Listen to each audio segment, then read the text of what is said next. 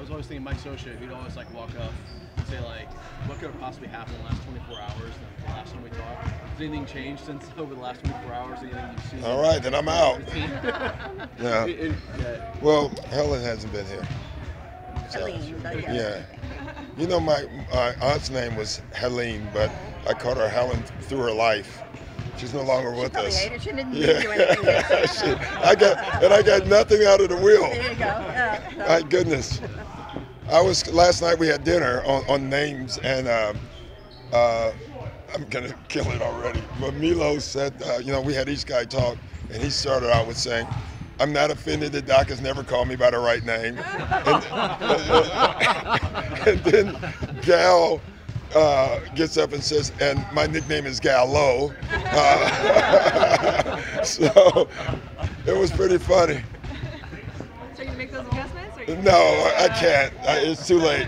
They have to take the games. Yes. What do you have to do in order to get those nicknames right moving forward? I'm terrible. I'm just bad with it. Listen, I got my name because the coach didn't know my real name.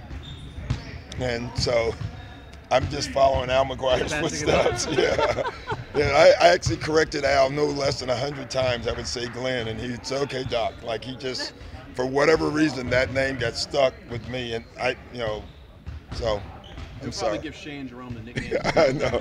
Well, Shay needs a nickname. Oh, he actually corrected us too. That's not his real name. His real name is longer than that. It's Shay Von something. Yeah. It's much longer than what his actual name is on his shirt. He just said there's no way they could fit it. So, all right, what do you guys have?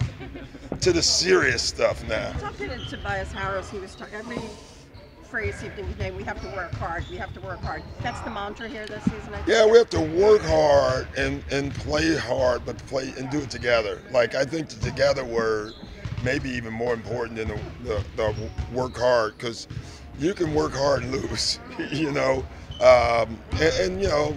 but if you work hard together, I think you'll win a lot of games, and that's who we have to be. We can't come in each night and just assume one guy's going to score 30 for us or one guy's going to do this.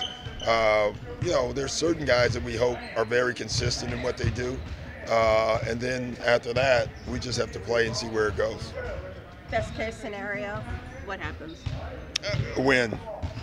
Just win games, and that's all you're supposed to do is win as many games as you can, and that's what we're going to do. Like, I think this team has to have that mindset. Like every night, we can win the game, but there's a certain way we have to play. I've been on teams where when we played a certain way, we were unbeatable, but we could still win when we didn't play that way. This team, we have to play a certain way to win, period. And if we play that way, that gives us a chance to win. You've heard a lot about the backcourt kind of defining this team. Yeah. Going into the season. I'm interested in the difference in leadership styles between Avery and Pat. Well, you just look at the two. I mean, Avery's a quiet but very solid leader.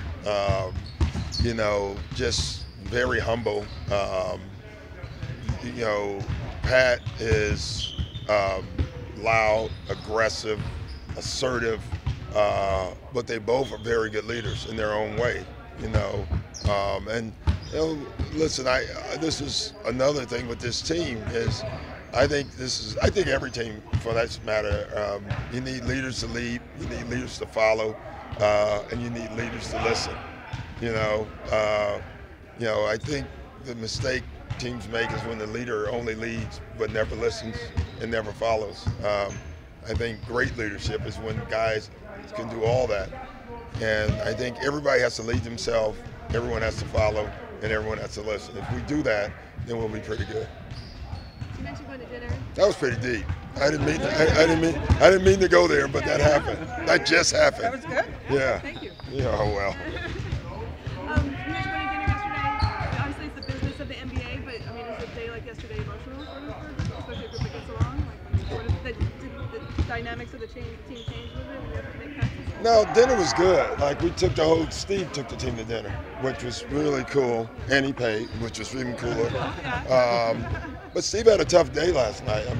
We did we do it where we have each guy get up and talk. And yesterday took on a life that it's never taken on, and probably because Steve had to go first. And usually it's not done with the owner. And it was really nice that, Steve got up and talked about, Paul Allen. And when he got to dinner, it just happened 3 or 4 hours ago. And so he was very emotional, so that was good.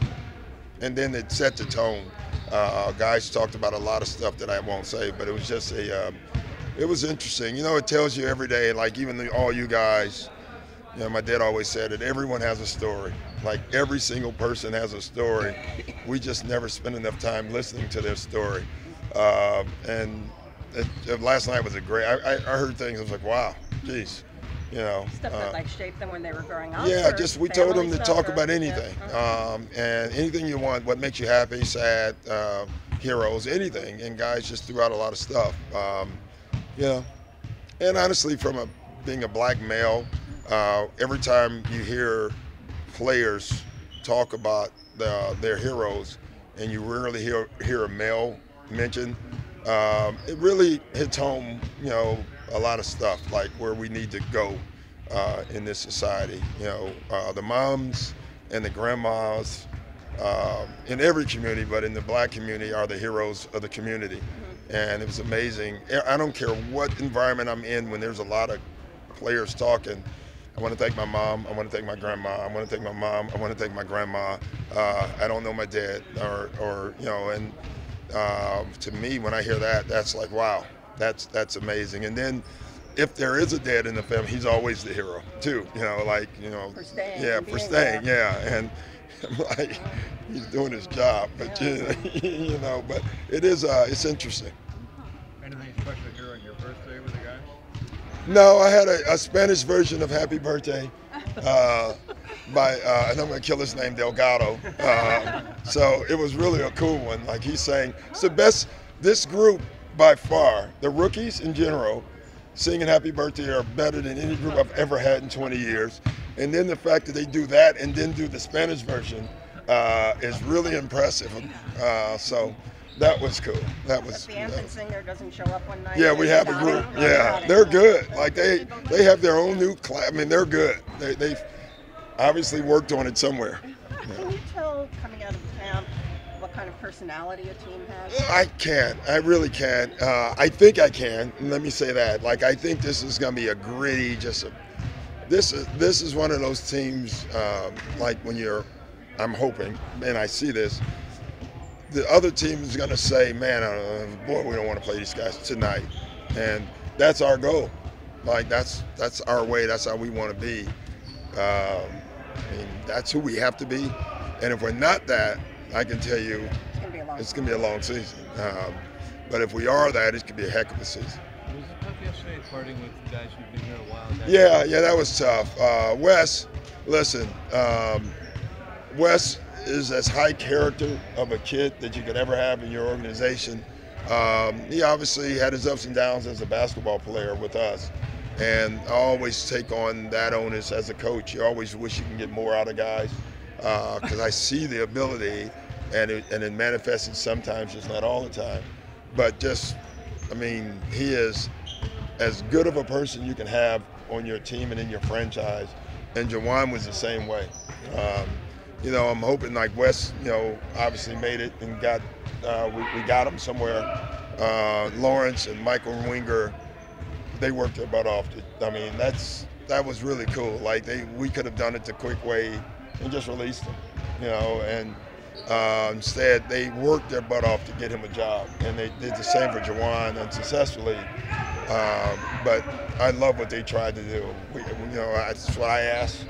And they delivered, at least they tried to deliver, and that's really impressive. A lot of organizations wouldn't do that. So. Does Jawan have a future in the league? Yeah, he does, and he's got a niche. You saw it at times last year. What he did in the Houston game. That's his niche. Like he can be just a pain in the butt. Muggsy Bogues type, but better. Not better, but you know what I mean. He's bigger, and so that's what he has to be. There's a flip side to those decisions. Could that be taken as confidence in other guys on the roster? The guys who... Yeah, I think, listen, I was a player for 13 years. You guys may not know that. Ralph, unfortunately, does. And I don't care like how secure you are when the final cuts are made. That next day you feel better. I don't know why that is. I mean, I could have signed a 5-year deal, and the next day I'm like, okay, we're good now, you know. And you can feel that yesterday. It's a strange league because the guys love those two guys, and then they're happy that they're here. You know, it's probably real world. Yeah. Heading into tomorrow's game, you talked about having a 10-man rotation. Yeah. Do you anticipate being flexible with the second unit and maybe going matchup by matchup? Yeah, or having just 10 guys? I think we can have an 11-man. We can have a 9-man. Like, I'll let you count. But I think we're going to play whatever and whoever we need to play to win a game.